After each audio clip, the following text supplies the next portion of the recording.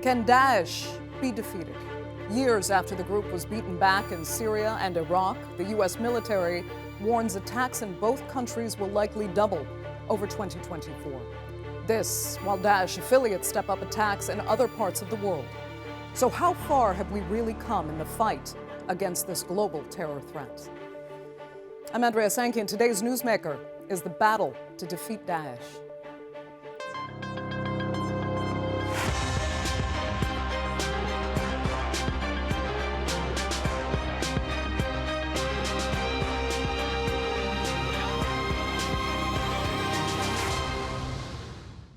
5 years ago, the world celebrated when Daesh was finally defeated in its last Syrian stronghold of Baghouz. The group had already lost control of Mosul, Iraq, and Raqqa, Syria, and it seemed as if the worst was behind us. But today, Daesh attacks are again on the rise, and tens of thousands of captured fighters, their wives and children, continue to languish in camps and prisons where many are being further radicalized. So even if the caliphate collapsed, Daesh is still alive, leaving us all at risk. Here's a look. This is where the late Daesh leader Abu Bakr al-Baghdadi declared a caliphate a decade ago. Today, just like most of the city, Mosul's historic Al-Nuri Mosque is under heavy reconstruction. Daesh's reign across Iraq and Syria and the fight to defeat it have left infrastructure, homes, and historical heritage in ruins. It took 5 years for the US-led global coalition to declare total victory against the terror group. But while the scars are still fresh, the Pentagon is warning of the potential revival of Daesh. It says the group has claimed 153 attacks in Iraq and Syria in the first 6 months of 2024, on pace to double the number of attacks last year. The global enduring defeat of ISIS relies on combined efforts of the coalition and partners to remove key leaders from the battlefield, and the repatriation, rehabilitation, and reintegration of families from Al-Hol and Al-Rosh. These two camps in Syria host more than 43,000 women and children linked to Daesh. Most are Syrians and Iraqis, but more than 8,000 are from third countries, and the repatriation of foreign nationals remains slow. On top of that, over 9,000 Daesh fighters are still in detention centres. In 2022, Daesh launched an attack on a prison and freed over 1,000 fighters. 100 of them were never recaptured. And these prisons and camps have long been seen as a breeding ground for Daesh. The prisons and camps, including Al-Hol in northeastern Syria, are ticking time bombs. And if they go off, it will not only impact Iraq, the region, but also far beyond. And it's our collective responsibility and should be our collective priority to defuse them. Despite the capabilities of Daesh in the Middle East being significantly reduced, its Afghan branch, Daesh Khorasan, has become emboldened. The group emerged after some fighters from the Pakistan Taliban broke away and declared loyalty to Daesh. In recent years, it's carried out deadly terror attacks in Afghanistan, Iran, and Pakistan. In 2021, during the US withdrawal from Afghanistan, a suicide bombing at Kabul airport killed nearly 190 people. In January, it targeted a memorial for Qasem Soleimani in Iran. Daesh-K was also responsible for the mass shooting at a Moscow concert hall in March. The group has long seen Russia as an enemy, but its threat reaches beyond. They seem to be shifting from being a regional group to doing more attacks farther afield, whether it's in Moscow or in Europe. So this is a group that always claimed to have ambitions beyond Afghanistan and Pakistan, but now we're starting to see at least some attacks. Wiping out a terror group is no easy task, and despite its so-called military defeat, Daesh's extremist ideology has not gone away, and it still poses a security threat around the world. So how big of a danger is Daesh today? Well, joining me now to debate that and more are from New York, Senior Research Fellow at the Soufan Center and an Associate Fellow at the International Center for Counterterrorism at The Hague, Colin P Clarke. Also from New York, Director of the Strategic Blind Spots Portfolio at the New Lines Institute, Caroline Rose. And from London, Senior UK Government Advisor and former Senior Officer in the UK Armed Forces, Afzal Ashraf. Thanks all so much for being with me. Let's begin then with this Pentagon recent report warning of that major increase in Daesh attacks expected this year. You know, it's somewhat a surprising line because for the general public, really, Daesh was supposed to have been beaten. Its caliphate was quashed. Al-Baghdadi was killed. Yet here we are now looking at a doubling of the number of attacks in Iraq and Syria alone. So Colin, I'll start with you. Help us understand what of Daesh still exists and where and how much of a threat they really are. Well, thanks for having me. Daesh remains a global networked organization. And so even as the core group in Iraq and Syria has been significantly weakened, its affiliates from sub-Saharan Africa to South Asia remain quite potent. Why has Daesh been able to survive and adapt and evolve? Put simply, the United States and its coalition partners have been distracted. There's a shift from the global war on terrorism to great power competition. Obviously, the United States has been looking closely at the conflict between Ukraine and Russia. And then October 7th happened, and a lot of U.S. bandwidth has been dedicated to trying to resolve the conflict between Israel and Hamas in Gaza. And so, in a world of finite resources, a smaller slice of the pie is now devoted to counterterrorism. Caroline, would you agree there? And especially on where it seems the international community and its security forces have dropped the ball on Daesh. Certainly. I think that Colin is absolutely right in the sense of right now we are seeing heightened threat levels across the international system. And ISIS is certainly is a core part of this, especially when looking at the threat levels that exist, specifically in northeast Syria and Iraq, as well as, of course, in sub-Saharan Africa and in Central Asia. We are seeing the Islamic State in northeast Syria specifically reconstitute itself. CENTCOM and the Department of Defense recently put out a report that said that ISIS has actually doubled its attacks in this year alone, and they expect by the end of 2024 for data to show that it has severely doubled attacks since 2023, with over 154 attacks conducted across Syria and Iraq. This is, of course, concerning because while these attacks are not quite sophisticated as ISIS attacks were in the mid-2010s, they do show that the group is seeking to reconstitute, it's seeking to recruit new members, and of course, it's trying to identify targets across the region. Additionally, we're seeing the ISIS-K threat emanate from Afghanistan and across Central Asia.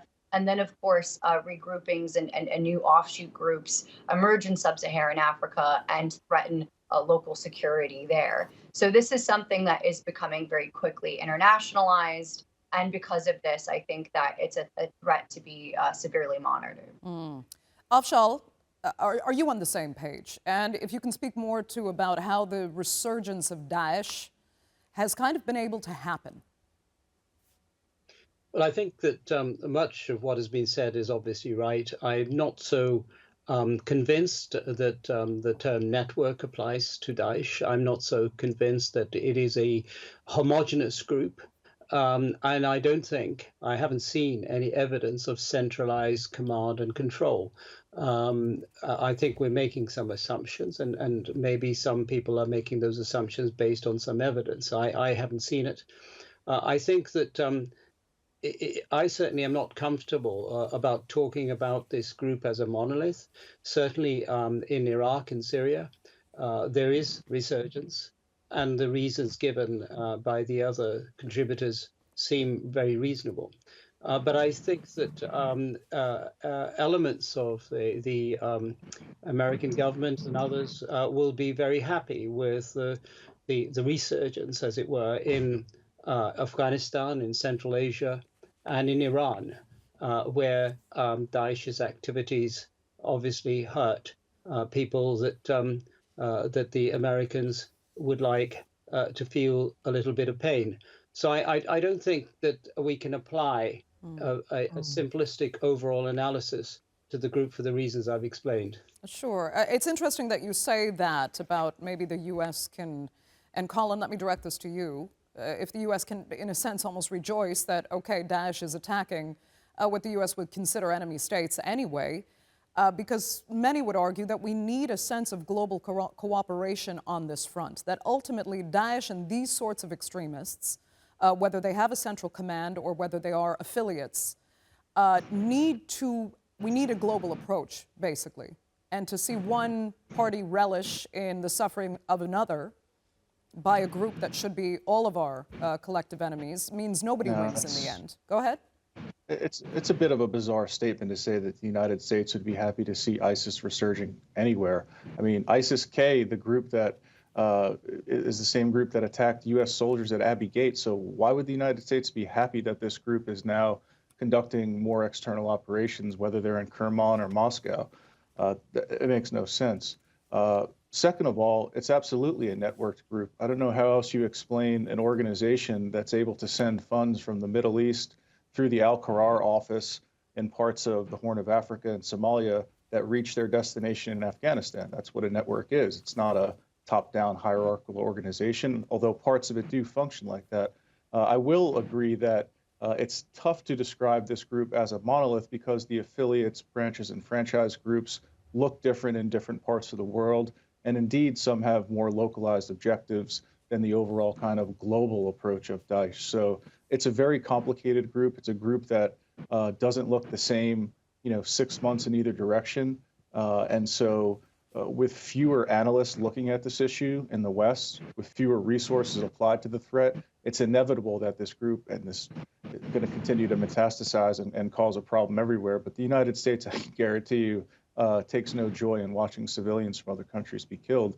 In fact, the U.S. had warned both Iran and Russia about the possibility of an imminent attack. Caroline, what do you make of that? Well, I completely agree in the sense of the United States has now contributed, millions of dollars, especially invested in the counter-ISIS mission under Operation Inherent Resolve. And this has been something that the United States has kept in both Northeast Syria as well as Iraq. They've had an advise and assist mission there. They have now currently around 900 personnel in Northeast Syria, around 2,500 personnel operating in Iraq. They advise and assist their Syrian and Iraqi counterparts on counter-ISIS raids. This has been something that the United States has, and its partners, have been working at for years. And since 2017, while of course, being able to achieve significant gains against ISIS, the fact that we're seeing low-level resurgence in Northeast Syria, and of course, an increase in attacks in Iraq, that is extremely, extremely concerning for both the United States and its partners in Iraq and Syria, especially with new levels of instability in the region. There is definitely a perceived opportunity for ISIS with the outbreak of violence in Gaza, also with this past weekend with new threat levels between Lebanon and Israel. This is going to be a gap that ISIS insurgents are going to seek to exploit. And because of that, that not only makes U.S. personnel in Iraq and Syria vulnerable, but of course the entire security landscape in the region. And that is frightening. Afzal, if I can move on to another angle of this with you, I know you disagree in part with what you heard, because you do think there is kind of a cynical use of these forces, maybe not directly, but perhaps thinking that strategically it could work to a U.S. advantage or a Western advantage in some cases. But still, I need to ask about these thousands of Daesh prisoners, particularly women and children, that are languishing in these camps in Syria, like Al-Hol. We heard the UN say at one point these people are ticking time bombs. There are places now in these camps that are called the Caliphate, as if it's been recreated inadvertently. We've got 40,000 foreign nationals there, and with children that are actually being trained. How big is a threat, the threat of destabilization, because of just the sheer size of these camps now, where again the security is not what it should be anywhere near?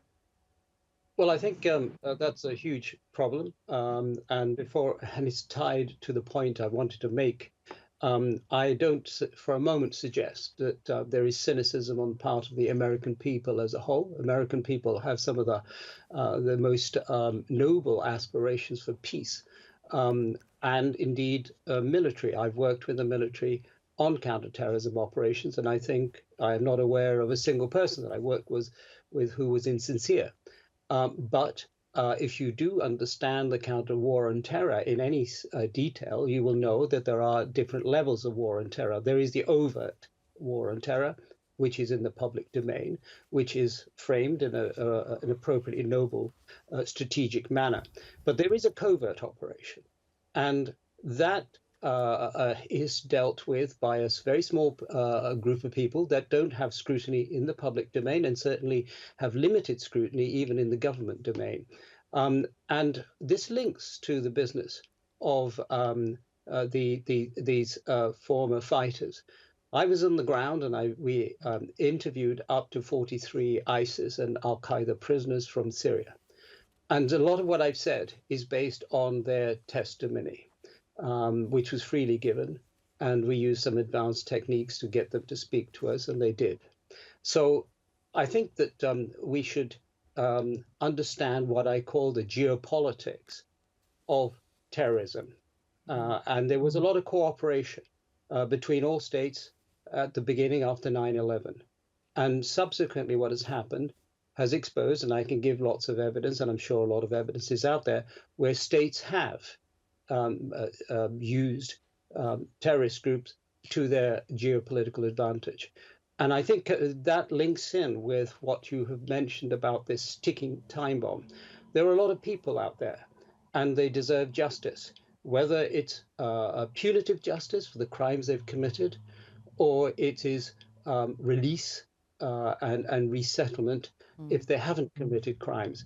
But to keep this thing on ice, as it were, you are only festering the problem. You're making it worse every day that these people are there. They're being harmed physically through various means. They're being harmed psychologically, certainly, and their children are growing up in an environment that allows grievance narratives to take hold. So this is not in the interest of anybody. And why it's not being addressed is a very good question, because there are some people, I think, who don't want it to be addressed for a whole variety of reasons. And then, of course, you and I and the experts, we will be having a discussion in 5, 10 years, 15 years' time, when we find that we have another evolution of terrorism because of these geopolitical decisions that are being made for short-term gain rather than for long-term security of everybody. Right. Another reflection on where the proverbial ball was dropped. So, Colin, let me ask you about these potentially new thousands of Daesh fighters, those thousands of children being radicalized in these camps now, and the fact that foreign countries are refusing to repatriate the nationals and try them under their own systems, thousands of them again, refusing to do so, even though it should be their obligation under international law, leaving this problem to fester further. It should be their obligation, but it isn't. And it's not because of a lack of capability. It's strictly due to a lack of political will, right? And so we've been, as the other guests have probably been a party to, there's been workshops, conferences all over the world, since the kind of rise of Daesh. And we've talked about the repatriation of foreign fighters, children, their families. There's a pretty good toolkit of best practices and lessons learned on how to do this. It's the political will from states that's missing, and particularly in many Western states that talk a lot about human rights, but when it comes time to put their money where their mouth is, we don't see the follow through there. And I think, when you condemn people to live in these camps indefinitely and you take away their statehood, you're condemning them to be a citizen of one state and one state only, and that's the Islamic State. You're essentially creating the next generation of this group with children, with their families, with people that have been neglected and marginalized for the past several years. Yeah, Caroline, where do you see the end game then for Al-Hol and these 40 to 50,000 people being held and these more children being born every day at absolute risk and vulnerability to be recruited by extremist groups? It's extremely, extremely tenuous. And when you look at some of the quarterly reports that are authored and submitted to Congress each quarter about by the Office of the Inspector General, they account widespread insecurity in these camps. The guards often are not able to wield enough control.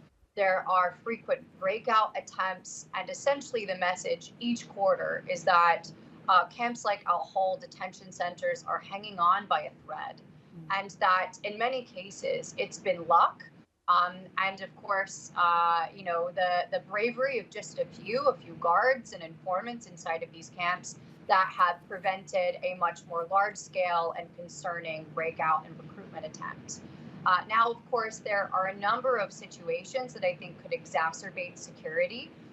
One is, of course, if we see a greater withdrawal from northeast Syria, or potentially an incident such as an offensive that could jeopardize security and, of course, create a vacuum in areas like Al-Hol, as well as other major areas where there are detention centers.